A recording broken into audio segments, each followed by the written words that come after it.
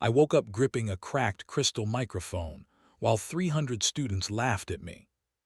That was my first clue that I was not in the recording studio where I had died. My last memory of Earth was a midnight mix, rain hammering the roof, and a power surge racing through a damaged console. The monitors screamed. White light filled the booth. Then I opened my eyes beneath a painted crystal dome with someone else's heartbeat stumbling in my chest.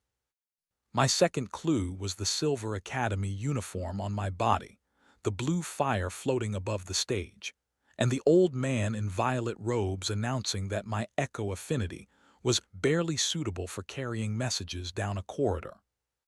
My name was Arden Vale. I was 27 years old. I was a scholarship student at the Royal Academy of Harmonic Arts, and somehow I had transmigrated into his body less than 10 seconds before Professor Vaul Renwick destroyed his future in public. The memories arrived all at once. This Arden had spent 6 years cleaning rehearsal halls at night to afford basic music lessons. He had passed every written examination, mastered 4 instruments badly enough to be useful, and reached the final affinity assessment with one hope: earn a royal performance license before his scholarship expired. Instead, the crystal microphone had cracked in his hand. The stage resonator had produced a thin copy of his voice, half a second late. The noble students had laughed. And Professor Renwick, director of affinity placement, had smiled like a man finally stamping a document he had prepared in advance. Echo affinity, he said. Support classification, lowest tier. The words struck the body harder than the laughter. I felt the original Arden's last memory beneath my own. 21 days until the royal performance exam, no sponsor, no combat qualification, and a scholarship clause allowing immediate dismissal after a failed affinity placement. Then Renwick leaned toward the examining crystal and added, quietly enough that he probably thought only I could hear him, "Support trash should learn to leave the stage before someone important needs it." That was when I noticed the hum. Not the students, not the blue fire, something lower. A pressure beneath the stage, pulsing through the soles of my boots at exactly the wrong interval. It reminded me of a feedback loop hiding under a live mix, faint, controlled, and placed where the audience would blame the performer. Before I woke up in this world, I had spent 9 years as a sound engineer on Earth. I understood frequency, resonance, phase cancellation, amplification, room acoustics, and the particular kind of cowardice required to sabotage someone while pretending their equipment had failed naturally. Renwick turned away. I raised the cracked microphone.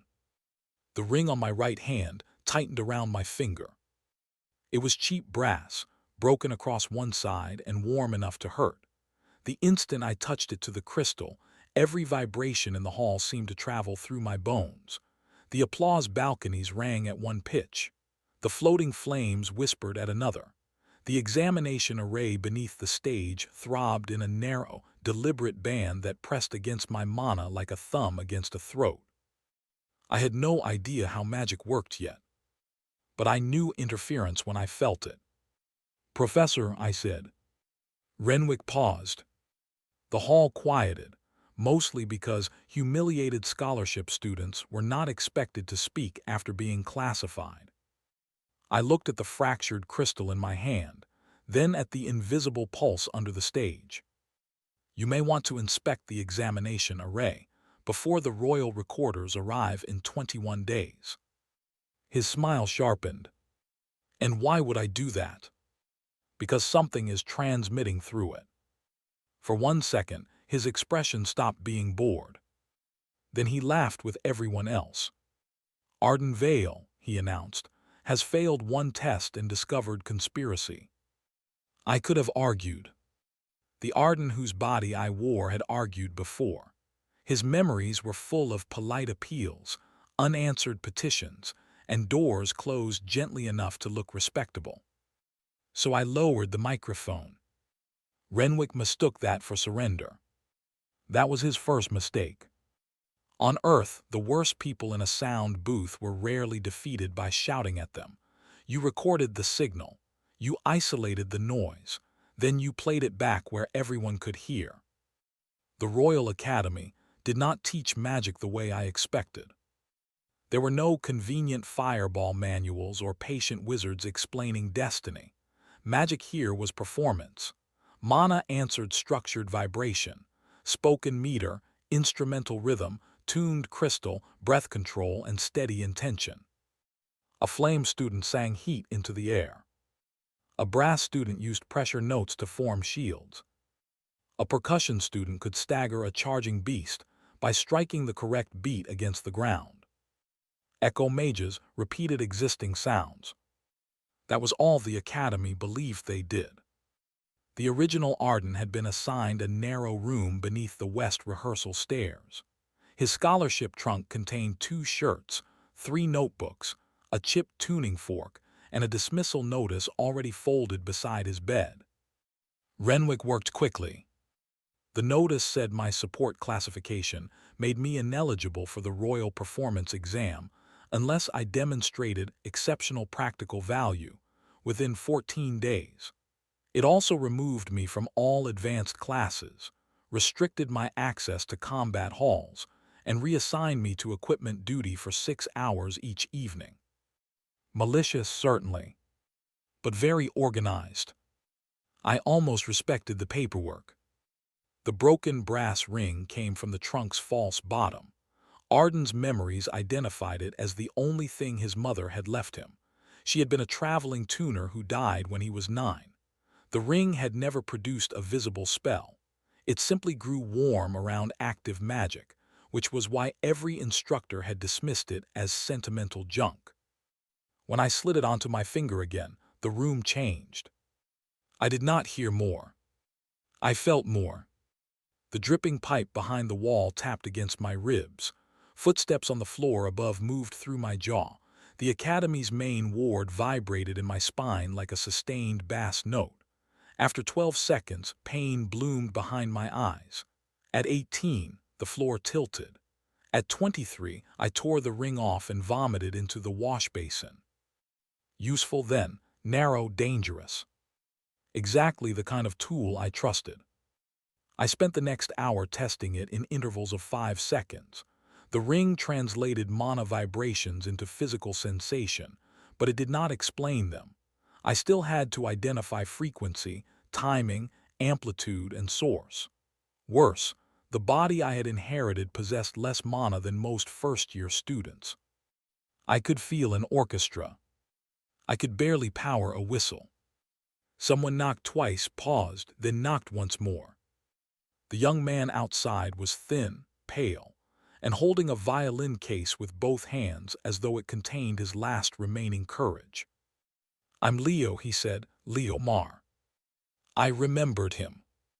He sat in the back row of the assessment hall. His rhythm affinity had been declared weak because his spells required a steady external tempo. Noble instructors considered dependence on timing marks embarrassing. Renwick had placed him in support studies the previous year. Leo looked past me at the dismissal notice. "I heard what you said about the array." Most people heard the part where everyone laughed. I heard the hum. That mattered. He opened his violin case. The instrument inside was repaired in 7 places. 1 string was wound with dull red mana wire. "When Professor Renwick tests common students," Leo said, "my bow hand loses the beat. Only for a moment, I thought I was frightened." "You might have been frightened." He flinched. "And someone might also have been interfering with you," I added. The relief in his face was painful to see. We went to an unused practice chamber at 11:40 that night. Leo played a note while I wore the ring in 6-second bursts. His mana arrived in weak but remarkably consistent pulses. A clock signal. That was how my old mind understood it. I asked him to repeat the note at 60 beats per minute, then 72, then 96. At 72, the crystal lamps flickered.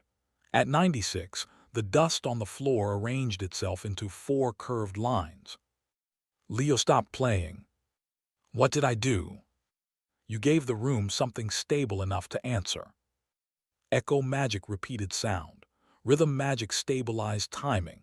Neither was impressive by Academy standards. Together, they could produce controlled resonance. I held up the cracked microphone I had quietly taken from the stage equipment bin. Renwick had ordered me to clean and inventory discarded instruments. He had not ordered me to ignore what they remembered. The crystal still carried the faint vibration of the exam interference spell. I felt it through the ring, a narrow pulse at 11 cycles per breath. Leo watched my face. Can you prove he did it? Not yet. Can you pass the royal exam? I looked at the fractured microphone, the weak violin string, and the dismissal notice folded in my pocket. Not by doing what the Academy thinks echo magic is for. That was the first time Leo smiled. It was also the moment I stopped thinking of echo affinity as a defect. An echo was not merely repetition. It was a second signal. And a second signal placed correctly could change everything the first one did. My first public success happened by accident, which is a dignified way of saying I was angry and underprepared.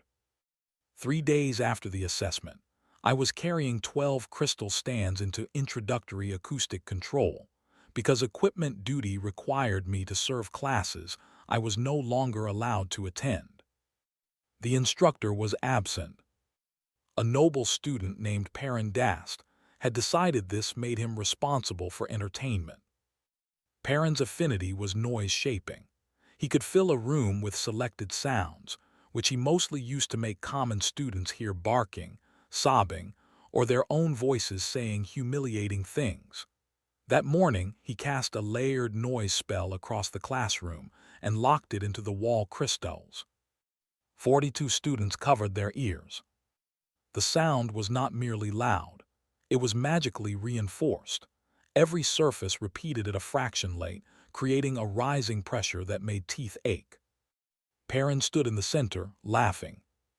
"Support students," he said, noticing me by the door. "Clean it up." The old Arden would have fetched a professor. The sound engineer in me mapped the reflections. The front wall returned the spell fastest. The windows added a sharper copy, and Perrin's original signal repeated underneath them every 8 beats. I set down the crystal stands. Leo was in the back row. He had his violin beneath his desk because Renwick had forbidden him from using it during theory class. I tapped my thumb against my leg 4 times. He understood.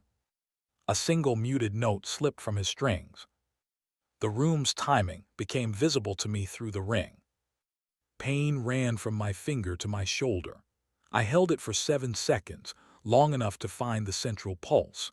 Then I used the smallest echo charm Arden's body knew. The spell produced 1 copy of a sound. Academy doctrine said to place the copy after the original. I placed mine against it. Same strength, opposite phase. The noise vanished. Not faded, not weakened. Gone. The sudden silence struck harder than the spell had. 42 students froze with their hands still over their ears. Perrin opened his mouth, but for a beautiful second, no one remembered how to react. Then the wall crystals cracked in sequence. 1, 2, 3, 4. My knees nearly followed them. Leo caught my elbow before I hit the floor. Professor Renwick arrived less than a minute later, suggesting someone had summoned him before Perrin cast the spell. He surveyed the damaged crystals and Perrin's expression. "What happened?" Perrin pointed at me. "He broke the array." Technically, the array broke because it had been sustaining a spell when the driving signal disappeared. But truth spoken to a man like Renwick was often treated as an opening bid. I explained exactly what I had done. Renwick inspected the wall, then looked at me with the quiet dislike of someone who had misplaced a problem and just found it again. Echo affinity cannot cancel noise shaping. It can if the echo meets the original out of phase. That phrase is meaningless. Only if timing is meaningless. Leo's grip tightened on my sleeve. Renwick stepped closer. You are on equipment duty, Vale. You were not authorized to cast. Perrin ordered support students to clean up his spell. A few students laughed before remembering who was present. I kept my voice level. I complied. That was the problem with giving broad instructions to someone who had stopped caring whether you liked the result. Renwick fined me 12 silver crowns for the crystals and gave Perrin no punishment at all. He also issued a written warning stating that any further unstable echo experimentation would disqualify me permanently from the royal exam. I signed it. Then I requested a copy. His eyebrows moved slightly. The Academy's conduct code required all disciplinary warnings to include the spell signature of the issuing professor. Renwick pressed his thumb to the bottom of the page, leaving a violet mana mark. The tuning ring burned. For half a second, I felt the same 11-cycle pulse hidden inside his signature that I had felt beneath the assessment stage. Renwick removed his hand. I folded the warning carefully. There it was. Not proof yet, but a reference signal. That night, Leo brought 9 silver crowns from his meal fund. I pushed them back. You need to eat. So do you. I have experience surviving on professional resentment. He laughed anyway. We trained until 2:10 in the morning. My first milestone was not power. It was control. With Leo holding a steady beat, I learned to create an echo at a chosen fraction of a pulse. Half a beat reinforced, a full beat repeated, opposite timing canceled. Slightly late timing blurred a spell's structure without destroying it. By dawn, I could silence a ringing bell from 8 paces away. By breakfast, Renwick had posted a notice calling the classroom incident an equipment failure. He had erased my achievement. He had also confirmed he was afraid of nomming it. The Academy had 6 major performance halls, and Renwick assigned me to clean the largest one alone. He called it punishment. I called it access. The Grand Aureate Hall seated 2,000 people beneath a dome lined with gold-veined resonance crystal. Royal examinations were held there because the walls recorded every mana signature produced on stage. After each performance, the hall could replay the magical structure for judges in a sealed review chamber. At least, that was what the student handbook said. In practice, the recording function was treated as ceremonial. Judges watched live performances, assigned scores, and only requested playback during formal disputes. Most students cared more about costumes. I cared about evidence. For 6 nights I mapped the hall. I clapped beneath each balcony. I rolled crystal marbles across the stage. I asked Leo to play from 32 different positions while I marked where his rhythm strengthened or weakened. The tuning ring limited me to short measurements. Anything beyond 15 seconds brought stabbing pain. Anything beyond 20 caused vertigo severe enough to make the floor rotate. So we worked like technicians. Measure, rest, record, compare. The Academy taught that mana weakened with distance. Only unfocused mana did. Properly aligned vibration could build as it traveled through a room designed to reflect it. Our second milestone came from a candle. The basic candle flame charm was the smallest legal spell in the Academy. A student whispered one note, fed it a thread of mana, and produced a flame no larger than a fingernail. I placed a practice candle at center stage. Leo stood beneath the western balcony and played a pulse at 84 beats per minute. I matched the candle charm to the hall's lowest stable resonance and released one weak echo toward the dome. The dome returned it. I caught the return and echoed it again. The flame rose from 1 inch to 3. then 6. Then the entire hall flashed gold. Every lamp ignited at once. 2,000 empty seats shone beneath a wave of warm light that rolled from the stage to the highest balcony. It lasted less than 4 seconds, but the effect was so clean that no crystal cracked and no ward alarm sounded. Leo lowered his violin slowly. "We did that with a candle. We did that with a room." I immediately sat down because my nose had begun bleeding. Power was not free. The ring revealed the hall's frequencies, but my body still shaped the echo. Amplification multiplied errors as efficiently as strength. A badly timed return could stop my heart. That made training less romantic than Academy stories suggested.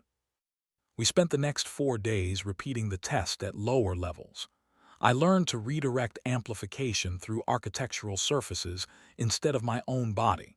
Leo learned to vary tempo without losing stability. His so-called weak rhythm magic became the foundation beneath every experiment. On the 9th night before the eligibility deadline, we were discovered. Renwick entered through the royal doors with 2 senior instructors and a student named Sellers Arden, heir to a house that funded half the Academy's brass department. Sellers was everything the Academy liked: handsome, loud, and expensive. His barrier rating was the highest among students under 30. Renwick saw the lit candles, the chalk measurements, and Leo's violin. "What are you doing in this hall?"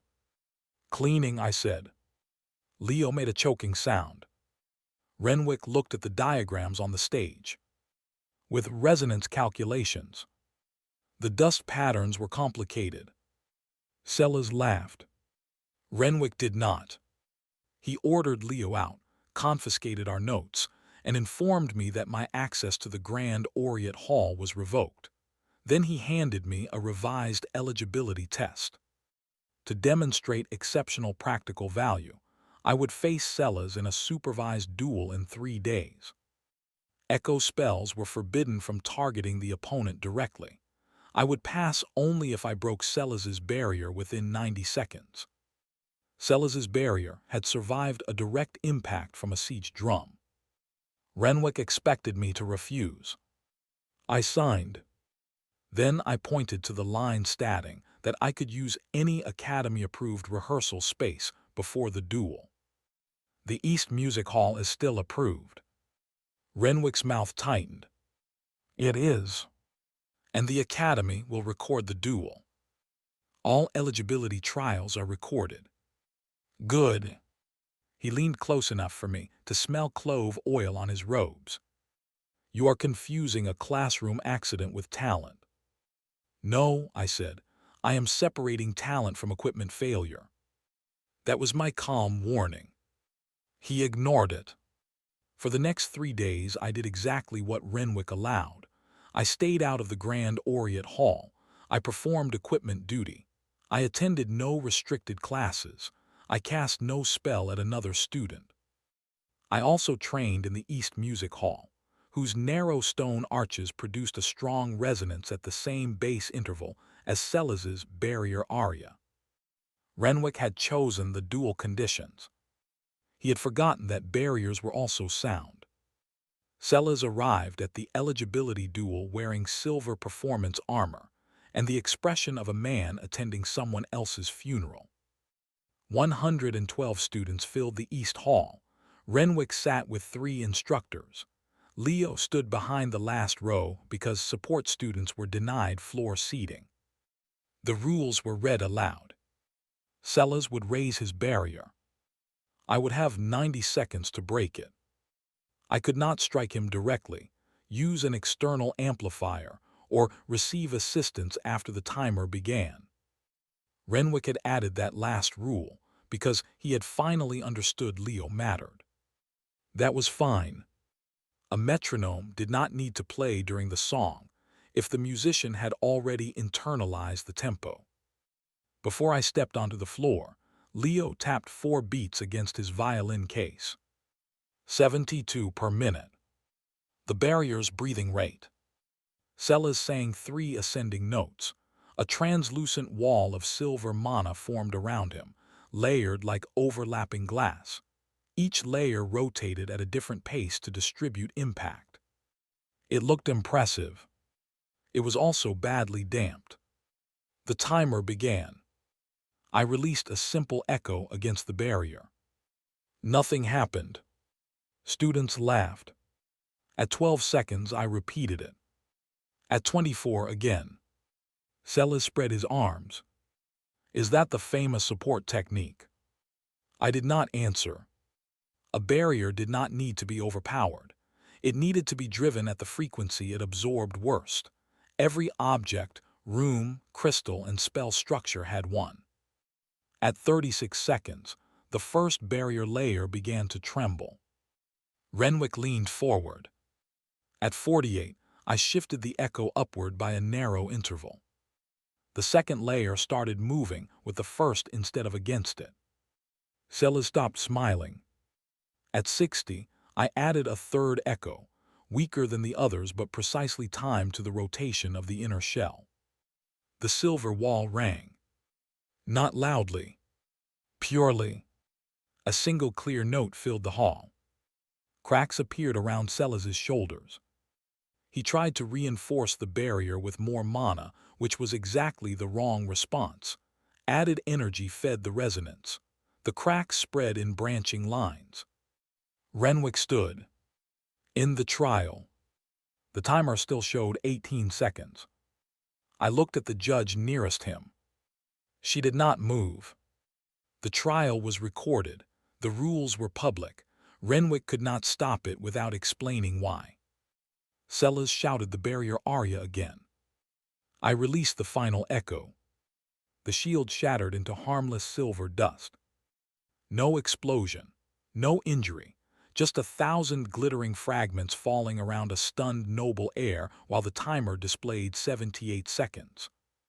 For a moment the hall was silent. Then Leo clapped once. The support students joined him. The sound spread row by row until even several noble students were applauding. I had reached the third milestone. Public proof. Renwick waited until the hall emptied before calling me into his office. He had already written the result notice. I had passed the practical eligibility requirement, but he classified my method as structural exploitation unsuitable for royal presentation. He allowed me to sit the exam only as an accompaniment specialist, which meant my score would be tied to a lead performer chosen by the Academy. He chose Sellers. I almost admired the nerve. Sellers could withdraw at any time, taking my eligibility with him. Renwick also ordered Leo removed from my rehearsal group because his support rating was too low for royal assessment. You wanted access to the exam, Renwick said. Now you have it under proper supervision. May I have the assignment in writing? He stared at me. You enjoy collecting paper. I enjoy clear instructions. He signed the assignment with his mana mark. Again, the ring detected the hidden 11-cycle pulse. This time I noticed something else. The pulse was not part of Renwick's natural signature. It sat on top of it, repeated too perfectly, like a noise gate keyed to a second source. He was carrying an active interference spell, probably in an artifact concealed beneath his robes. I folded the paper. There were 9 days left until the royal exam. That evening, Leo and I met in the laundry courtyard because every music room was being watched. I told him the new conditions. He looked down at his violin case. So I'm out. Officially and unofficially. I need you to teach me how to hold your rhythm without hearing it. He looked up. For 6 nights, we trained through touch. Leo tapped sequences against my wrist while I anchored changing tempos in my breathing. He built patterns that could survive fear and magical pressure. The Academy called his magic weak because it did not create visible force. They had mistaken foundation for decoration. On the 7th night, I managed to sustain 3 independent echo intervals while walking blindfolded across the courtyard. Then I collapsed with vertigo and woke with my head in Leo's lap, while he insulted me for being reckless in a voice too gentle to be convincing. There were 2 days left. I had a method to break barriers, amplify weak magic, and cancel structured spells. What I still needed was a way to expose Renwick without relying on my word. The answer was waiting inside the cracked microphone. The crystal microphone had not merely failed during my affinity test. It had recorded the failure. Most Academy crystals retained a faint mana impression for 30 days. The effect was considered useless because impressions degraded into overlapping noise. But on Earth, I had cleaned damaged recordings made in crowded rooms. Noise was not always random. Sometimes it was a signal repeated where no signal should be. I spent the final 48 hours isolating it. Leo played steady reference tones while I passed weak echoes through the cracked crystal. Each echo returned carrying fragments of the assessment. My voice, the laughter, the stage array, and beneath them all, Renwick's interference pulse. At 11 cycles per breath, the hidden spell pressed against my mana output and reflected it inward. That explained the cracked microphone. The crystal had received my spell, Renwick's suppression field, and the returning energy at once. It also explained why common students failed more often under him. He was not changing their affinities. That would have been too easy to detect. He was lowering their apparent output during the instant of measurement, then allowing noble students to test without interference. A weak result pushed scholarship students into support tracks. Noble sponsors gained more combat placements. Renwick gained gifts, influence, and a department full of students whose families owed him favors. Elegant fraud. Small enough to hide inside procedure. Leo asked the obvious question. Why hasn't the Royal Recording System found it? Because no one has asked the right playback question. The Grand Oriate Hall recorded all mana signatures during the royal exam. It did not separate them automatically. The judges saw the performance as a whole. Renwick's interference would look like part of the room unless someone produced a matching reference signal and forced the hall to resonate with it. The cracked microphone gave me that reference. The ring gave me the frequency. Leo gave me the timing. Renwick gave me everything else in writing. At 6:00 on the morning of the exam, I submitted a sealed procedural request to the royal clerk. Academy Regulation 18 required any examinee who suspected equipment interference to declare it before performing. The claim would remain sealed unless the hall detected a matching unauthorized signature. If no match appeared, I would be fined 50 gold crowns and barred from royal licensing for 5 years. I did not have 50 gold crowns. That made the clerk look at me twice. "Are you certain?" she asked. "No," I said, "I'm prepared." Those were different things. Renwick met us backstage at 8:20. He wore formal violet robes pinned with a black crystal brooch. The ring warmed the instant he approached. There was the artifact. Sellers stood beside him, pale and furious. His family had ordered him to perform despite the dual humiliation, because withdrawing from a royal exam would damage their reputation. Renwick explained our assigned piece. Sellers would perform the Crown Bastion aria, creating 7 defensive barriers in sequence. I would provide echo accompaniment to make each barrier appear thicker and more luminous. In other words, I was expected to decorate the noble student's magic. Renwick looked directly at me. "You will repeat what you are given, nothing more." I nodded. Malicious compliance works best when the instruction is simple. At 9:05, the royal examiners entered. There were 5 of them, including Marshal Serene Holt, commander of the kingdom's western battle choirs. She had ended 2 border sieges by disrupting enemy casting formations, which meant she understood that magic failed in patterns before it failed in power. The Grand Aureate Hall filled with students, nobles, academy patrons, and officials. 2,000 seats, every reflective surface polished, every recording crystal active. Leo was not permitted backstage, but he had purchased a standing ticket in the upper gallery with the 9 silver crowns I had refused.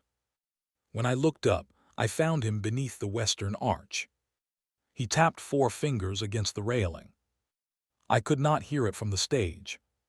I did not need to. Sellers began the aria. 1 barrier rose, then 2, then 3. His voice carried through the dome while silver shields layered above the stage like curved moonlight. I repeated his notes exactly as instructed. The barriers brightened. Renwick relaxed. Then the black brooch beneath his collar pulsed. The interference spell struck me. This time, I was waiting for it. The suppression field entered through the stage array like a low note no audience could hear. It pushed against my mana, trying to fold every echo back into my body.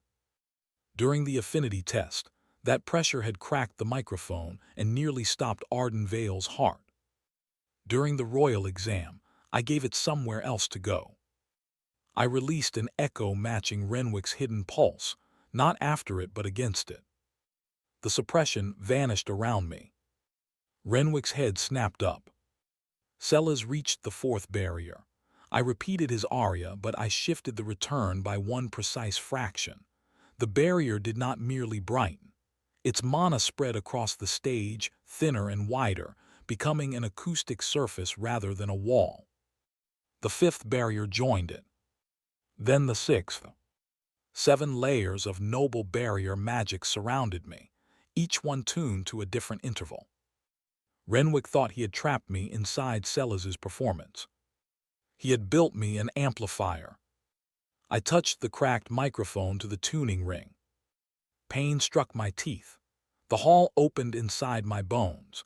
2,000 heartbeats, 5 examiner signatures, Sellers's shields, the stage wards, Renwick's brooch, and Leo's rhythm remembered in my breathing. I began with the candle flame charm. A tiny golden light appeared above my palm. Someone laughed. I echoed the light through the first 3 barriers. Each return strengthened it until a golden wave swept the hall, igniting every lamp and turning the dome into sunrise. The laughter stopped. Sellers faltered, but I held his barrier structure steady with a reinforcing echo. I was not there to humiliate him. He had been arrogant, yes, but Renwick had used him too. Then Renwick activated the brooch again. The suppression field doubled.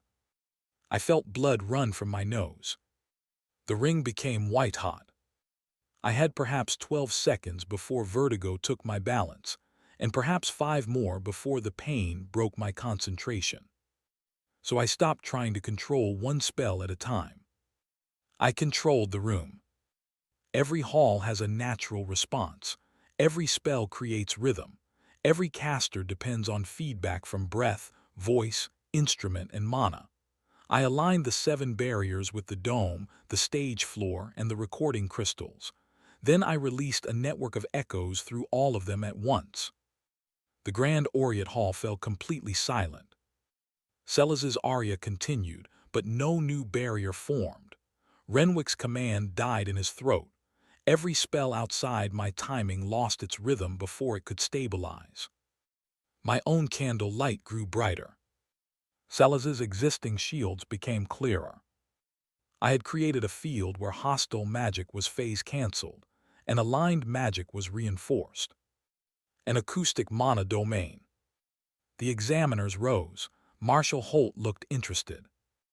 Renwick tore the black brooch from his collar and crushed it, releasing the stored interference pattern in one uncontrolled burst. I caught it with the cracked microphone and echoed it into the hall's recording crystals. The dome answered. Violet lines appeared above the stage, not as text but as visible mana traces. One signature came from Renwick. Another came from the broken brooch. The same 11-cycle pulse repeated through both. Then the hall replayed earlier impressions tied to that frequency. My affinity test appeared as a ghostly pattern, my mana rising, Renwick's pulse striking it, my output folding inward and the microphone cracking. Leo's assessment followed, stable until the same pulse disrupted it. Then another student, and another. 17 stored examinations responded before the royal clerk sealed the playback. The audience did not laugh. Renwick pointed at me. He manipulated the hall. Yes, Marshal Holt said, that was the examination. She asked me to release the domain. I did. Sound returned in a rush. Gasps, scraping chairs, Sellers' unsteady breathing, and somewhere high above, one violin string ringing because Leo had finally let his bow touch it. The royal clerk opened my sealed complaint. Its declared frequency, method, date, and warning about Renwick's artifact matched the hall's record. Renwick tried one last defense. Even if the artifact interfered, there is no proof I intended to falsify placements. I removed 4 documents from inside my uniform. My disciplinary warning. My revised eligibility conditions. My accompaniment assignment. Leo's support classification appeal, which he had kept for a year. Each carried Renwick's mana signature. Each contained the same hidden pulse because he had signed them while wearing the active brooch. The royal clerk compared the marks. The hall amplified the result. Renwick had embedded evidence of his interference into his own official paperwork. He had not been defeated by my accusation. He had been recorded by his habits. Marshal Holt ordered the Academy guards to remove his authority seal. The dean, who had spent most of the performance calculating which expression looked least guilty, suspended him before the audience had even settled. Renwick stared at me as the seal was taken from his hand. For the first time, he did not look angry. He looked confused. People like him recognize fire, rank, money, and noble names. They rarely recognize the person listening beneath them. The consequences began before I left the stage. Royal examiners froze all affinity placements signed by Renwick during the previous 4 years. That affected 206 students. 43 noble combat placements were suspended pending retesting. 81 support students were invited to new assessments at no cost. The Academy patrons demanded an emergency review. 3 noble families withdrew their letters of protection from Renwick within the hour. Apparently, corruption was forgivable when it benefited them quietly, but embarrassing when projected above a royal stage in violet light. Sellers stood beside me while officials dismantled the remaining barriers. I didn't know, he said. I believe you. He seemed almost offended by the lack of punishment in my tone. You broke my barrier in front of everyone. You built it badly. That helped. He laughed once despite himself. Sellers later testified that Renwick had pressured him to withdraw from the exam if I deviated from the assigned accompaniment. In return, the royal panel allowed his performance to be rescored without the interference scandal attached. He still lost 17 points for unstable reinforcement, which I considered educational. Leo found me backstage with a cloth for my nose and enough fury to supply a percussion battalion. You held the ring for 31 seconds. I lost count. I did not. The world tilted when I tried to stand. He put my arm over his shoulder and walked me to the infirmary while half the academy watched. By sunset, the dean visited my bed. He brought 2 administrators, a silver contract case, and the polished concern of a man who had recently discovered ethics might be inspected. The academy offered to restore my scholarship, cancel the 12 silver fine, grant me private access to the Grand Orient Hall, and appoint me assistant instructor in support applications after graduation. There was also a confidentiality clause. It described the fraud as individual procedural irregularities and prohibited me from discussing institutional failures. I handed the contract back. The dean looked wounded. "We are trying to make this right. You are trying to make it quiet." He changed tactics. He offered 50 gold crowns. I reminded him that the royal review was already public. He offered 75. Leo, sitting beside the bed, began tuning his violin with extraordinary innocence. I told the dean I would accept restored tuition, repayment of fines, and independent access to training facilities. I would not accept employment, confidentiality, or any clause limiting testimony in the placement review. He asked what I wanted instead. Retesting for every student Renwick classified. That will cost the academy more than 12,000 crowns. Yes. He looked at me for a long moment. Consequences always seem excessive to people who expected someone else to pay them. The academy agreed the next morning, after Marshal Holt informed them the Crown could suspend their examination charter. Renwick tried to visit me on the third day. The guard stopped him outside the infirmary, but he sent a letter offering to confess to limited misconduct if I testified that the interference had never placed students in physical danger.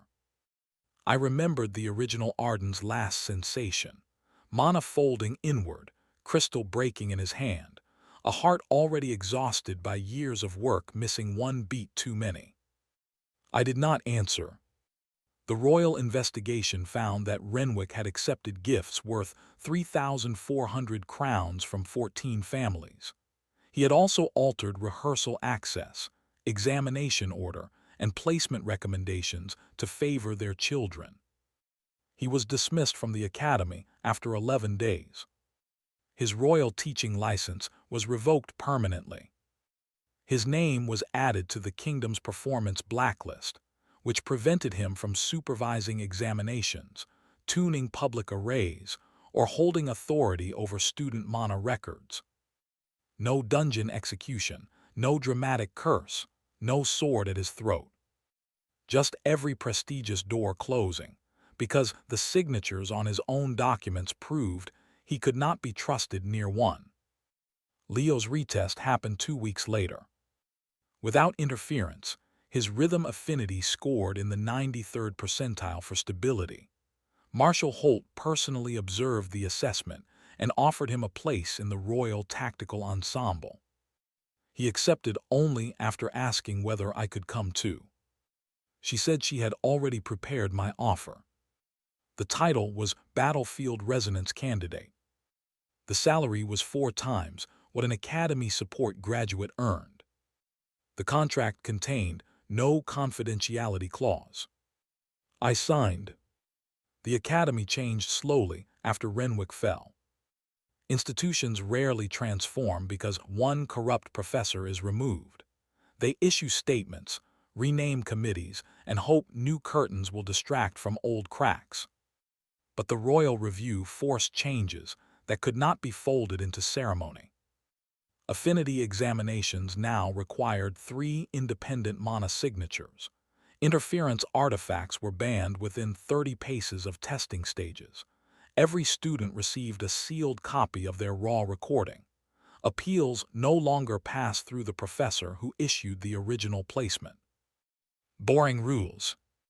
Beautiful rules. The kind that prevent talented people from needing a miracle just to be believed. I spent the next 6 months training under Marshal Holt at the western fortress of Kervay. Battlefield magic was louder, less elegant, and far more honest than academy performance. Enemy casters did not care about scores. They cared whether their spells survived contact with yours. My echo affinity grew quickly once I stopped treating mana as a substance and began treating it as a signal. I learned to identify casting rhythms through stone walls. I learned to place canceling echoes inside siege wards without breaking the wards themselves. I learned to amplify a healer's weak restoration chant across 20 cots. I learned to spread one warning bell through an entire valley without increasing its volume near the source. The tuning ring remained dangerous. After 30 seconds, it still caused vertigo. After 40, my hands shook. Marshal Holt limited me to 20-second battlefield activations and assigned Leo to strike my shoulder if I ignored her. He took that responsibility much too seriously.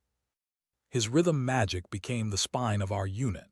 He could hold 32 casters on a shared tempo while arrows, explosions, and fear tried to split their concentration. The Academy had called him weak because his power depended on others. Armies call that coordination. My final power-up came during the defense of Redwater Pass. A hostile choir of 9 war mages advanced behind a layered sound barrier. Each one was stronger than me by every traditional measure. Their lead caster could shatter stone towers with a sustained note. Our scouts expected the fortress gate to fail within 4 minutes. I stood on the wall beside Leo and felt their spell through the ring. 9 voices, 3 barrier intervals, 1 shared rhythm. That last part was their strength. It was also the reason they lost. Leo set a countertempo through the royal ensemble.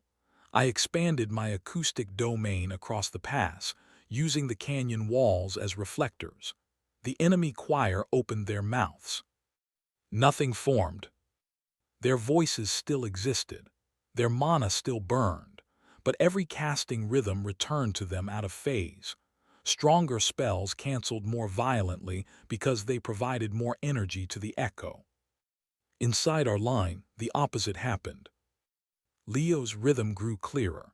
The healer's chants carried farther. Our shield mages held with half their usual mana. 1 candle-sized signal flare became a gold pulse visible from 20 miles away. The enemy commander tried 7 different casting patterns. I silenced all 7. After 93 seconds, the war choir withdrew without the gate taking a single crack. That victory earned me full rank as a battlefield resonance mage. It also started an argument among Academy scholars about whether echo magic belonged to support, combat, architecture, or tactical command. I suggested they create a 5th category called Things You Failed to Understand. Marshal Holt did not put that in the official report, but Leo embroidered it inside my new uniform collar. As for the original Arden Vale, I still think about him whenever I step onto a stage. I inherited his body, his debts, his grief, and the tiny stubborn hope that had carried him into an examination designed to break him. I cannot give him back the life Renwick stole. I can make sure the name he left me is never spoken with pity again. The Grand Oriat Hall now teaches a required course in resonance control. The first demonstration uses a candle, 7 barriers, and a cracked crystal microphone displayed in a glass case. Leo visits whenever our unit returns to the capital. He still taps 4 beats against the railing before I perform. I still pretend I need the reminder. Renwick once called me support trash because he believed repeating a sound was the same as having nothing of my own. He was wrong about echoes. He was wrong about Leo. He was wrong about every student whose strength did not arrive in the shape he respected. I did not cross worlds and become powerful because magic chose me. I became powerful because I knew that every force, every lie, and every arrogant voice eventually meets the frequency that makes it answer for itself.